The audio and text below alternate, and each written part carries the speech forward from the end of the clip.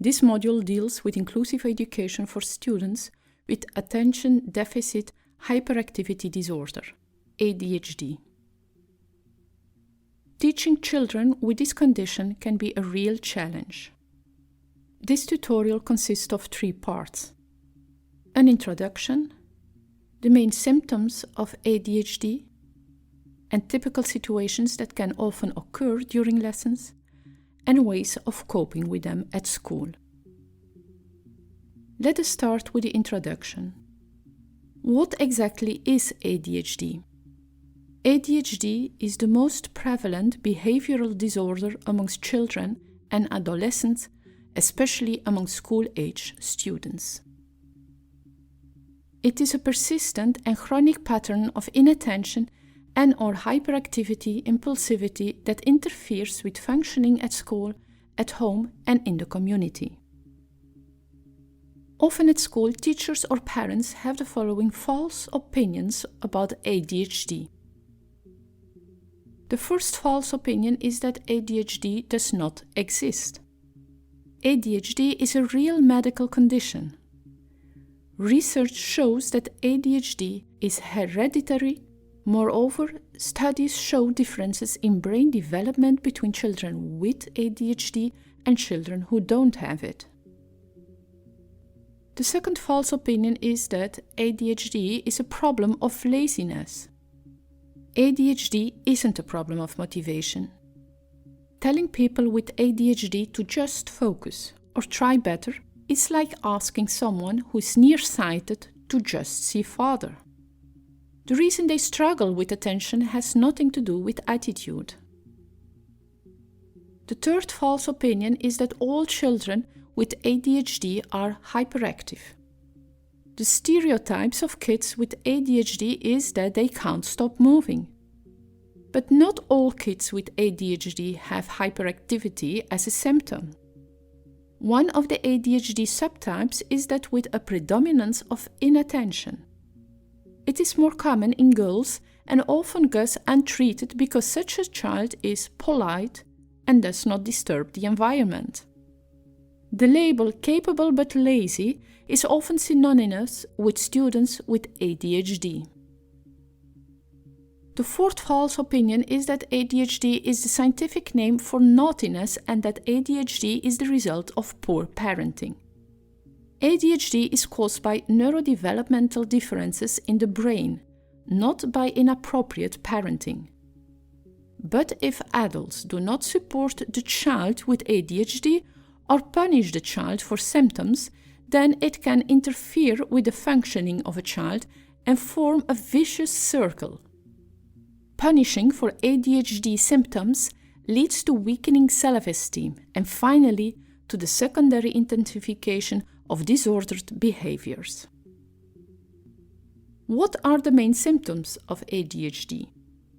ADHD has 2 broad symptom clusters. The first is inattention, which includes behaviors such as being easily disorganized, lost, and forgetful.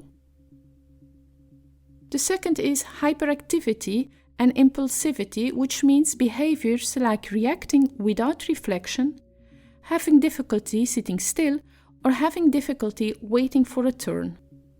The students with concentration difficulties often fails to give close attention to details, makes careless mistakes, has trouble holding attention to task or play activities, does not seem to listen when spoken to directly, does not follow through on instruction, fails to finish schoolwork, has difficulties organizing tasks and activities, avoids, dislikes, or is reluctant to do tasks that require mental efforts over a long period and loses things necessary for tasks and activities. To sum up, the student with inattention symptoms is easily distracted and forgetful in daily activities. Hyperactive and impulsive students are often physically restless, fidget with or tap hands or feet, or squirm in their seat. Leave their seat in situations when teacher expects remaining seated runs about or climbs in situations where it is not appropriate, is unable to play or take part in leisure activities quietly, is on the go acting as if driven by a motor, talks excessively, blurts out an answer before a question is completed, has trouble waiting for a turn. Such sudden and thoughtless behaviors frequently interrupt others. The symptoms of ADHD pose a great educational challenge. The method of teaching must be adapted to the student's abilities. Otherwise, children may manifest serious additional educational problems and even disrupt the lessons of the whole class. Therefore, in inclusive education, it is important to support them to learn, play, contribute, and participate in all social aspects of life at school. We will now describe 4 areas of functioning in which it is crucial to assist students with ADHD. Support focus, support proper behavior, support social interaction among all students in class, and support positive self-esteem of students. When inattention is the main symptom, it is important to avoid the distraction of the student with ADHD. There are many ways of supporting a child's focus. Firstly, it is necessary to limit the number of stimuli in the classroom. The range of distractors should be attuned to the student's ability to process information from the environment. If the student is easily distracted by peers' activities, it can be helpful to choose the right place in the classroom, away from the window, close to the teacher, and with a calm student. Providing short breaks between tasks can also be very helpful to stay focused. However, a student with ADHD takes boredom very badly. Because of that, the most effective method of support attention is to use all kinds of instruments to interest this child with the educational material. These may include using interactive teaching methods, involving a student in lesson presentation, telling a joke at the end of the lesson, using various tools like audiobooks, computer programs, or phone applications. The teacher can also ask the student to plan the following activities. This can develop the ability to pay attention to task organizing. The teacher can ask, "What are you going to do now?" Perhaps in the future, the same student will ask himself, "What should I do?" Teachers should find out what are the so-called islands of competence. These are the areas of the student's functioning which are a source of personal satisfaction. Examples are using the student's area of interest in reading exercises, preparation of presentations about interesting topics, using hip-hop songs to learn foreign languages, carrying out a physical education warm-up. How to support focus and how to regain the ability to concentrate.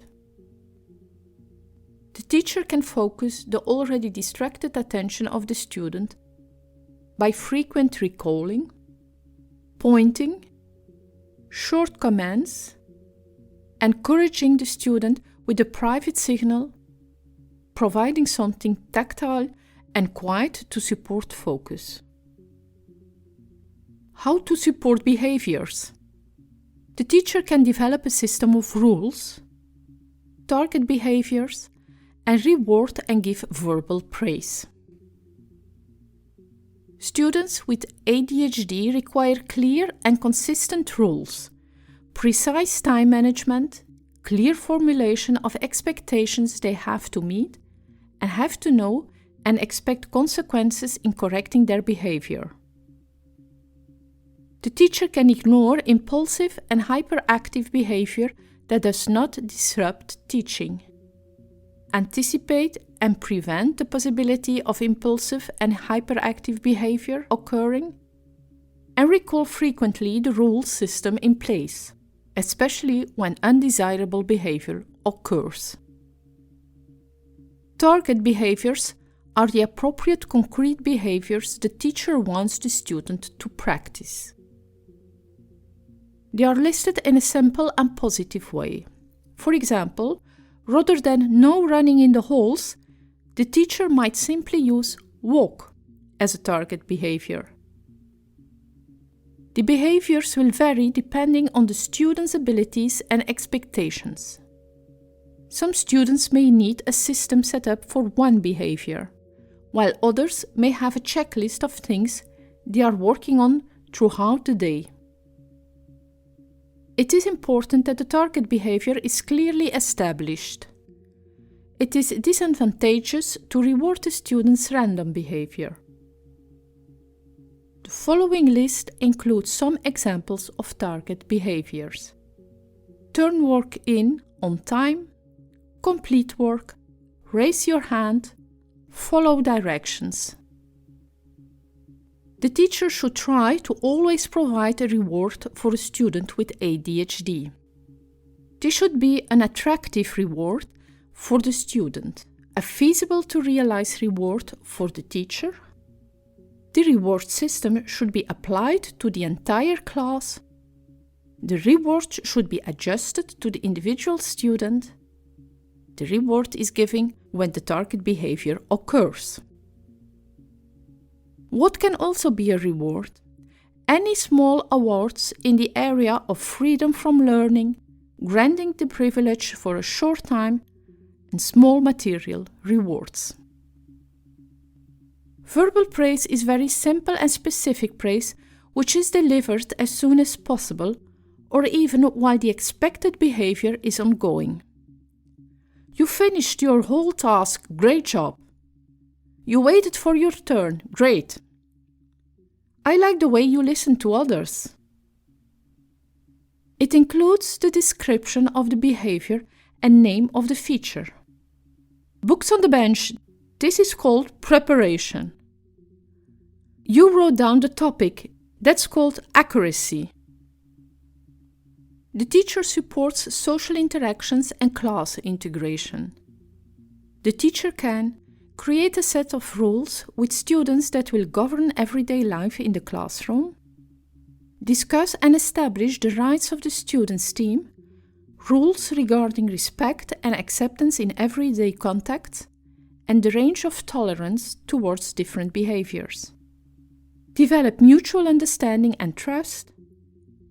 Establish group rules that regulate conflict situations. Organize group classes aimed at getting to know each other among children. Communicating and creating opportunities for positive relationships. Organize class meetings with established rules aimed at considering problems currently occurring in the class. Provide support to students who cannot cope with various school situations. The teacher can strengthen the position of a student with ADHD in a class team and create opportunities for students with ADHD in the role of a classroom expert.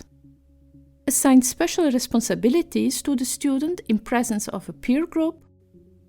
Create situations when students can accumulate positive social experiences. Hold a group meeting about how peers can support a student with ADHD. And discuss possible causes of improper behavior and ideas for supporting students with ADHD, while the student with ADHD gives suggestions for peer actions that could help correct improper behavior. How to support a positive self-image.